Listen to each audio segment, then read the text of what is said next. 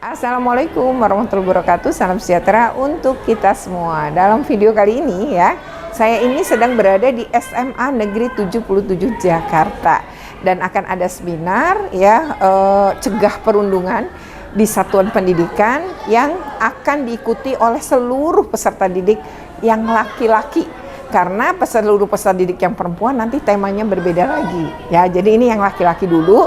Nah, seperti apa? Ikuti terus dalam video ini. Tapi sebelumnya jangan lupa untuk di like, share, comment, and subscribe. Bagi yang belum subscribe, segera subscribe untuk terus terupdate dengan video pendidikan dan anak.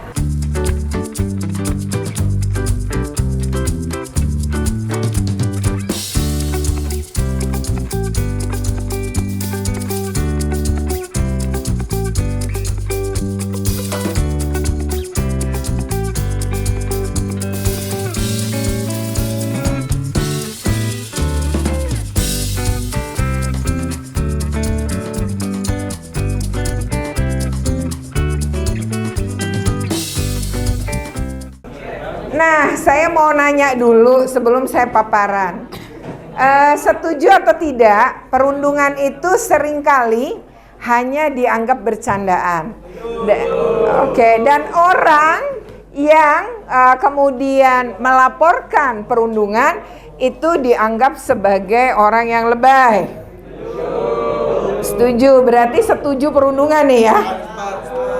Oh gitu. Nah sekarang kalau definisi bercanda tuh gimana ya?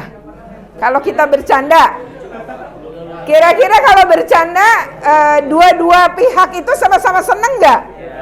Ya berarti kalau dia ketawa, ketawa semua. Yang semuanya kalau lagi tertawa ya akan bareng. Nah sekarang kalau perundungan atau bully kali ya, kalau kalian sering nyebut ya. Kalau bully itu kira-kira berarti apakah dua-duanya senang atau salah satu pihak senang, salah satu pihak tersakiti? Oke. Jadi gimana? Nah, adik-adik kita mari kita bertanya, apakah sekolah kita udah aman? Next. Saya mau pakai data. Ini menteri kita, Menteri Pendidikan bilang bahwa di Indonesia ya, sekolah itu ada 3 dosa besar. Disebutnya gitu oleh Pak Menteri. Ya. Nah, 3 dosa besarnya itu apa saja? Yang pertama disebut perundungan, yang kedua kekerasan seksual, dan yang ketiga adalah intoleransi. Betul. Jadi ada 3. Tapi sekarang keluar Permendikbud 46 tahun 2023 yang menyebut sudah 6 kekerasan, bukan lagi hanya 3. Next, kita coba lihat data Simponi tahun 2022 yang dikeluarkan oleh negara melalui Kementerian Pemberdayaan Perempuan dan Perlindungan Anak. Ada 806 kasus selama setahun kekerasan terhadap anak di sekolah. Pelakunya ya separohnya atau 376 adalah guru atau tenaga pendidik. Tapi coba lihat yang dengan anak. Pelakunya anak mencapai 2.230 atau 3 kali lipat dari kasus itu sendiri. Karena polanya sekarang adalah mengeroyok. Jadi satu korban, pelakunya ada lebih dari 1. Bahkan untuk kasus BINUS, pelakunya total 12. Di mana 4 sudah bukan usia anak, 8 masih usia anak. Karena peraturan perundangannya berbeda antara anak sama bukan anak. Hukuman untuk anak itu lebih rendah dari orang dewasa. Dan anak itu dalam Undang-Undang SPPA tidak boleh dihukum lebih dari 10 tahun. Yang kedua, tidak boleh dihukum mati dan juga tidak boleh dihukum seumur hidup. Maka kalau pelakunya anak akan berlaku Undang-Undang SPPA. Tapi kalau pelakunya dewasa kena KUHP. Jadi nanti anak BINUS yang sudah bukan usia anak atau sudah di 18 tahun ke atas, 18 tahun lebih sehari aja udah bukan anak, nanti akan kena KUHP, sementara 8-nya kena Undang-Undang SPPA atau Undang-Undang Sistem Peradilan Pidana Anak. Jadi adik-adik, banyak gak sih pelaku kriminal itu anak? Banyak. Makanya penjara anak itu penuh. Jadi bukan dikira bahwa anak kalau ngelakuin kan nggak dihukum, nggak, siapa bilang banyak penjara anak. Dulu waktu saya jadi komisioner KPAI, banyak sekali anak-anak harus dipenjara. Jadi ada kasus misalnya di Manado. Anak ini ribut dulu sama gurunya, ini anak SMK. Tapi keributannya nggak sekali, jadi sering. Satu hari gurunya kesel banget dan nantang dia itu duel. Dia kemudian pulang dan mengasah pisau. Setelah jam pulang sekolah, dia tantangin gurunya itu, tapi dia udah pakai senjata tajam, gurunya kan nggak bawa apa-apa. Lalu terjadi penyerangan, dia ditusuk, lalu gurunya jatuh karena penusukan sampai 4 kali. Lalu anak ini tentu diproses polisi, usianya belum 17 tahun. Lalu dia akhirnya menjalani proses pengadilan anak. Pengadilan anak itu harus cepat, hanya 3 bulan. Jadi semua anak yang jadi pelaku pidana, proses pengadilannya akan sangat cepat. 3 bulan, gak boleh lebih. Kalau lebih, pengadilan, polisi dan lain-lain itu kena undang-undang. Jadi biasa 3 bulan aja adik-adik. Dan saat itu keputusannya dia dihukum maksimal 10 tahun. Itu udah maksimalnya sebuah hukuman untuk anak. Karena kalau orang dewasa untuk pembunuhan berencana, karena kan dia ngasah pisau dan lain-lain, dianggap sebagai bentuk berencana. Jadi berencana. Dan hukuman berencana itu 10 tahun. 20 tahun untuk orang dewasa, tapi karena ini masih usia anak kena 10 tahun. Jadi anak bisa dipenjara. Termasuk anak-anak yang melakukan tawuran dan melukai. Atau sekarang lagi ngetren perang sarung ya. Nah, perang sarung itu bukannya pakai sarung ya. Jadi sarung itu kamu tentu tahu bentuk sarung itu digulung-gulung. Lalu nanti ujungnya diikat, kan akan berbentuk bulatan ya. Kalau saya orang Jawa bilangnya kayak buntelan gitu. Nah ujungnya itu dulu bercandaan, diputer-puter gini. Jadi kalau bulan Ramadan, habis sahur, habis sholat subuh, itu anak laki-laki bercanda dengan menggunakan sarung tadi. Nah tapi sekarang sarung itu diisi beling, diisi yang di Karawang kemarin beritanya meninggal 1 itu, diisi kunci T. Kamu tahu kunci T ya? Dan kalau kehantam kepala kayak apa? Lalu yang di Makassar itu diisi belati. Ya, jadi kalau nusuk di kita ya pasti kita akan terluka. Iya, betul. Jadi ini udah beragam diisi. Kalau dulu enggak, makanya hanya bercanda. Kalaupun kita kena sakit sebentar tapi tidak melukai. Nah, ini sekarang sudah melukai. Nah, anak-anak ini gimana? Karena yang di Karawang, yang di bawah tol Bekasi itu, ya anaknya meninggal 1, ya pasti dia akan terkena gitu ya, kena hukuman berdasarkan undang-undang SPPA, nanti akan diproses gitu ya. Jadi nggak ada anak yang juga bebas dari hukuman ketika dia melakukan tindak pidana. Ya, kita share lagi, cek. Nah, sekarang bagaimana pengalaman hidup anak? Next, ini usia kalian sebenarnya yang disurvei, itu usia 13 sampai 17 tahun. Dan hasilnya masih kita lihat untuk kekerasan seksual. Jadi setiap 11 anak perempuan dia ngalami kekerasan seksual. Di setiap 11 ada 1 ngalamin. Kalau laki-laki dari 17 1. Jadi bukan berarti laki-laki bebas kekerasan seksual. Ya, lanjut. Kekerasan emosional ini biasanya psikis ya kamu nyebutnya ya. Jadi, nah kita lihat.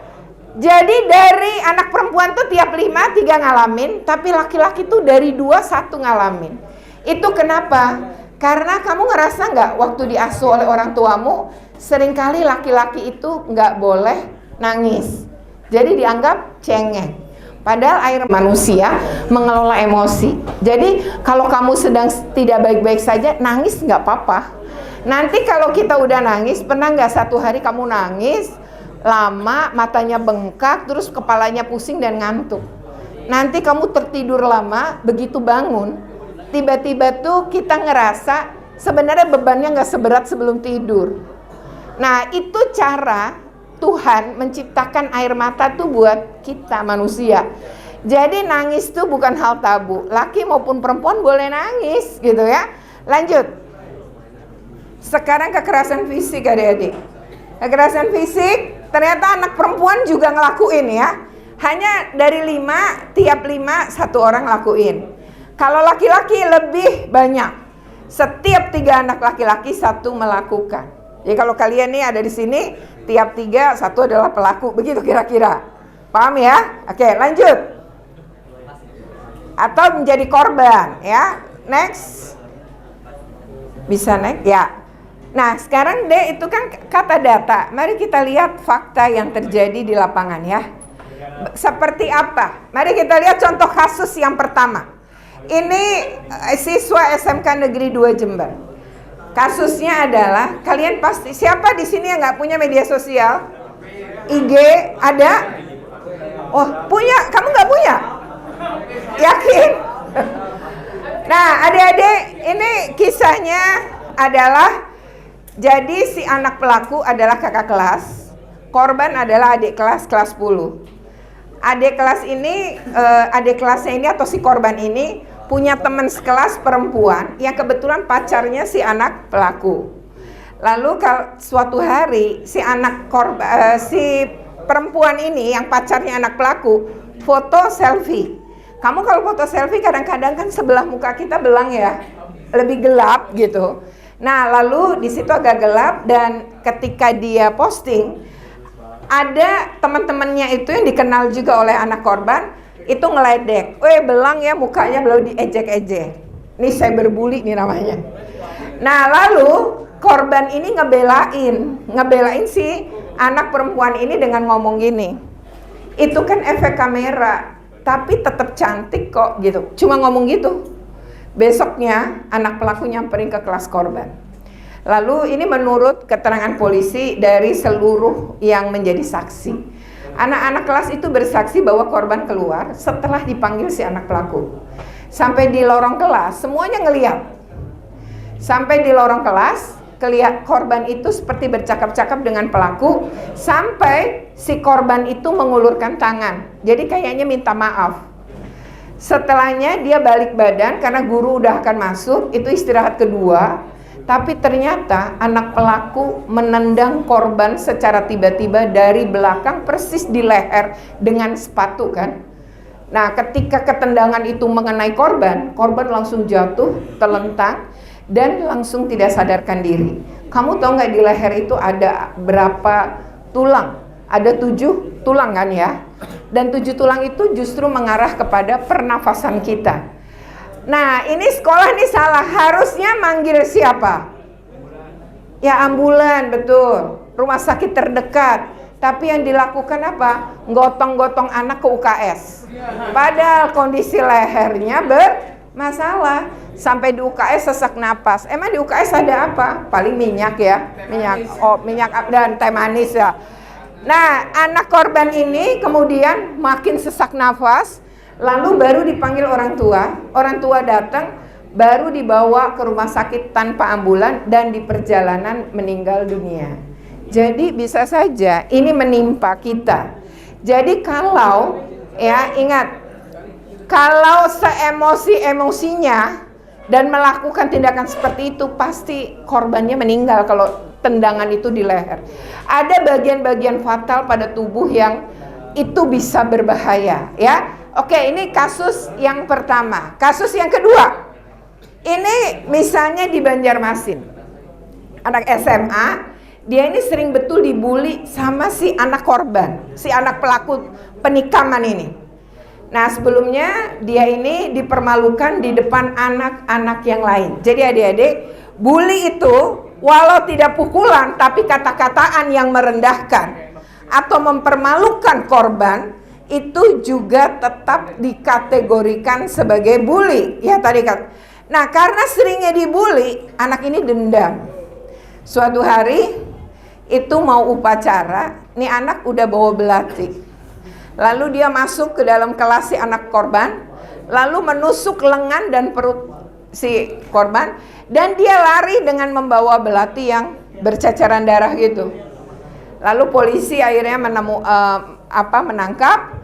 Prosesnya dinyatakan bahwa dia sakit hati karena terlalu sering dibully dan korban harus dioperasi karena perutnya ketusuk 2 kali, lengannya ditusuk 1 kali. Jadi ini juga dilihat oleh anak-anak yang lain. Ini akan berdampak juga untuk kasus seperti itu. Nah, bayangkan sekolah bisa jadi tempat yang tidak aman kan? Dengan pelakunya sama-sama anak. Lalu yang ketiga adalah next. Nah, ini peserta didik dihukum. Nah, ibu nggak tahu ya, kalau di sekolah ini kamu terlambat dihukum apa? Nah, dia hukum apa? Bikin surat orang tua gitu. Oke. Di Mojokerto ini disuruh sit up 90 kali. Lalu mengalami cedera pada tulang belakang.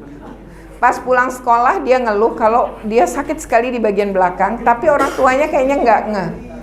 Disuruh tidur, bangun tidur, anak ini sudah lumpuh. Dia udah nggak bisa lagi bangun. Jadi benar-benar mengalami kelumpuhan. Nah, ini benar apa enggak gitu ya, silahkan dicek. Saya menangani kasus ini ketika saya jadi komisioner KPAI. Next. Nah, adik-adik, jadi kalau dari situ fakta ya, bahwa ternyata kekerasan itu kerap ada di kalangan anak-anak ya. Kalau di sini gimana? Ada nggak? Nggak ada. Nggak ada ya? Oh, banyak. Yang banyak yang mana nih? Yang bully ya, karena beda-beda nih, kekerasan fisik ya, atau kekerasan yang lain tadi ya.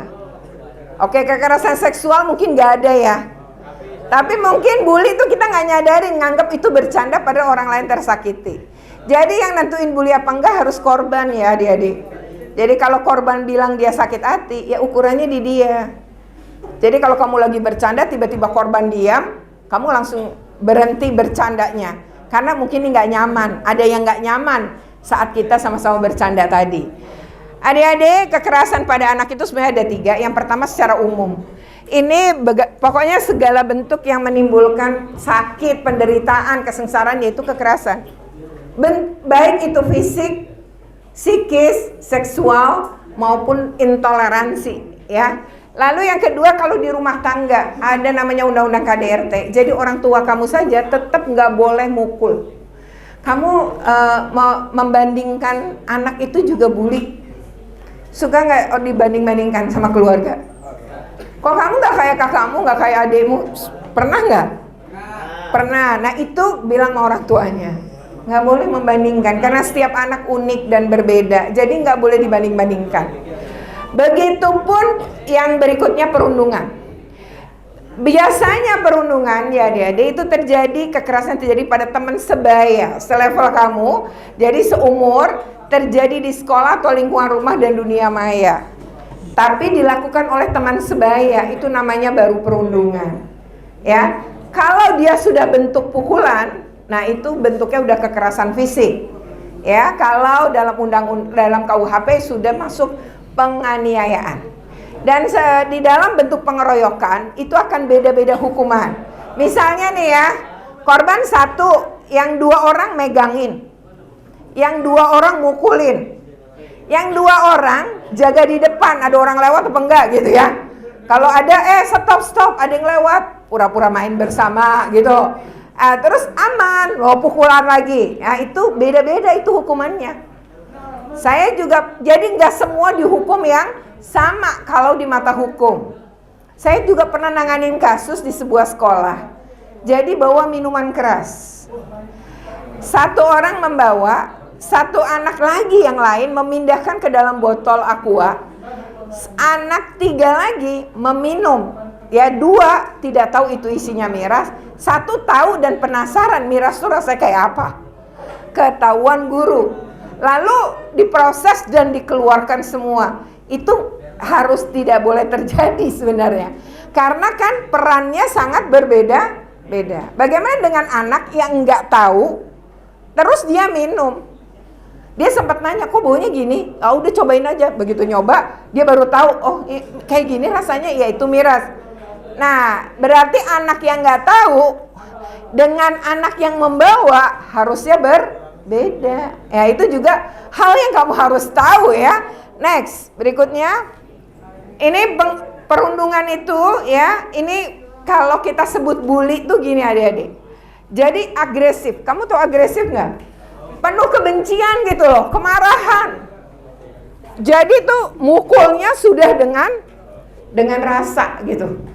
Benci gitu, kesel sama dia. Nah itu agresif namanya. Lalu berulang. Jadi kalau bully tuh nggak sekali. Misalnya gini ya, kamu kurus, terus dipanggil triplek. Lama-lama kan tiap ketemu kamu ya triplek gitu. Nah kalau misalnya kamu hitam, tapi kalau ketemu kamu dipanggil keling, kamu juga nggak mau gitu. Atau kamu gemuk, tapi kalau ketemu dipanggil apa? Gembrot gitu, kan nggak mau juga gitu. Nah, ketika itu berulang, itu bisa kita kategorikan sebagai bully, paham ya?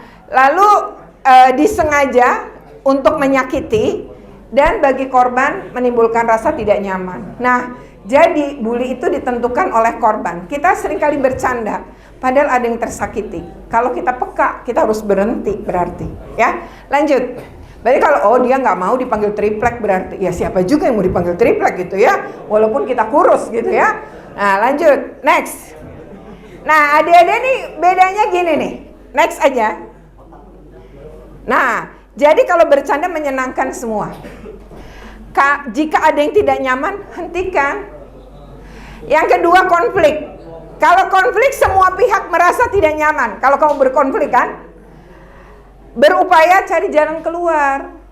Nah, kalau perundungan satu pihak merasa nyaman, senang, satu pihak terintimidasi, dipermalukan, tertekan. Nah, perundungan itu harus berulang. Jadi kalau cuma sesekali bisa jadi bercanda.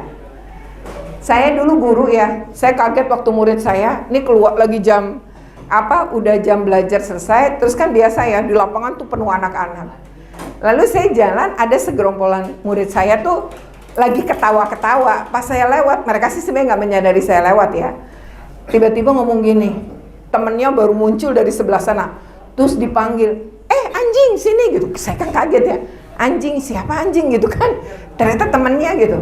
Terus temennya dipanggil anjingnya bilang gini, gimana lu tadi dapat nilai biologinya berapa nyet gitu. Gua panggilnya monyet lah, kok binatang semua nih ya. Oke ya, demikian video ini ya, semoga bermanfaat. Jika bermanfaat jangan lupa untuk di like, share, comment, dan subscribe. Bagi yang belum subscribe segera subscribe untuk terus update dengan video pendidikan dan anak. Dan ini patut kita apresiasi karena anak-anak ini gitu ya mengikuti seminar ya tentang perundungan ini. Justru kan ini sedang bulan Ramadan ya, jadi mengisi hal-hal yang positif. Ini apresiasi juga untuk SMA Negeri 77 Jakarta. Oke, terima kasih. Wassalamualaikum.